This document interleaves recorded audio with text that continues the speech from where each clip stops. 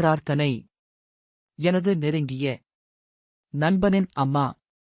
அவர்களின் பிறந்த நாளில் அனைவரும் சேர்ந்து பிரார்த்தனை செய்தார்கள். ஏன் என்று கேட்டேன். அம்மா நலமுடன் இருக்க என்றார்கள். அதே வருடத்தில் அந்த அம்மாவிற்கு உடல்நிலை பாதிக்கப்பட்டது.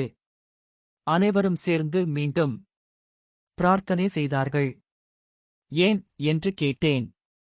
அம்மாவிற்கு உடல்நிலை சரியாவதற்கு என்றார்கள். அவர்களுக்கு நுரையீரலில் புற்றுநோய் சிகிச்சையைத் தொடங்கினோம். இப்போதும் பிரார்த்தனை செய்தார்கள். ஏன் என்று கேட்டேன்.